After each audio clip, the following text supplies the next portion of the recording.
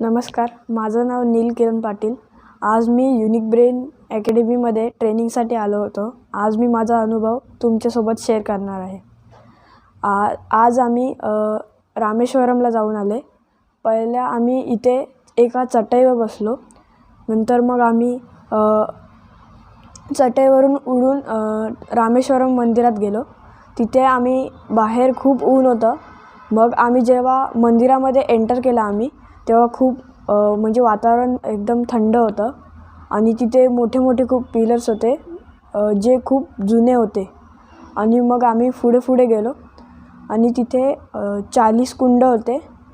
तिथे आम्ही 2 माणसं उभी होती एका कुंडावर। तर तिथे आम्ही एक बकेट पाणी आमच्या अंगावर टाकलं आणि मग आम्ही लाईनीत गेलो आणि पुढे आम्ही बघितलं की जी श्रीराम होते त्यांनी एक मातीचं शिवलिंग बनवलं होतं। ते आम्ही बघितलं आणि तिथे लाईट नव्हती म्हणून तिथे आम्ही दिव्याच्या म्हणजे काय सांगू, दिव्याच्या मदतीने बघितलं तिथे लाईट येत होती दिव्यामुळे। आणि नंतर मग आम्ही परत मंदिराच्या बाहेर आलो। त्या चट्यावर बसून आम्ही नंतर मग परत एक धनुषकोटी गावाकडे गेलो।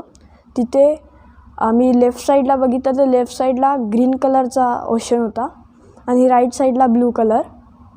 आणि मग तिथे मधून एक ब्रिज होता, त्याच्यावर सगळ्या म्हणजे व्हेइकल्स जात येत होत्या।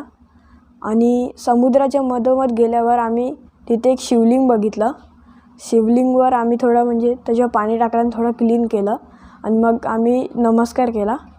आणि तिथून आम्ही बघितलं की आमच्या मागे श्रीराम येत होते आणि त्यांची पत्नी सीता पण येत होती आणि आम्ही त्यांचा नमस्कार केला आणि त्यांना वेलकम केलं। आणि मागून लक्ष्मण पण येत होते, हनुमान पण येत होते आणि पूर्ण वानरसेना येत होती। मग वानरसेना नाचत होती कारण की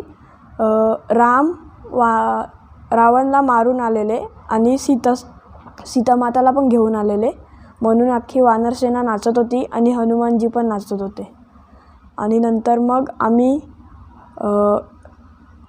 मग सीता आणि जे राम होते त्यांनी थोडंसं शिवलिंगला परत क्लीन केलं आणि त्यांची पूजा करायला लागले। आणि नंतर मग आम्ही त्यांचं दर्शन घेतलं आणि नंतर आम्ही गेले चटईवर बसले आणि नंतर मग आम्ही परत जिथे होते आमच्या स्कूलमध्ये तिथे आले। Thank you very much.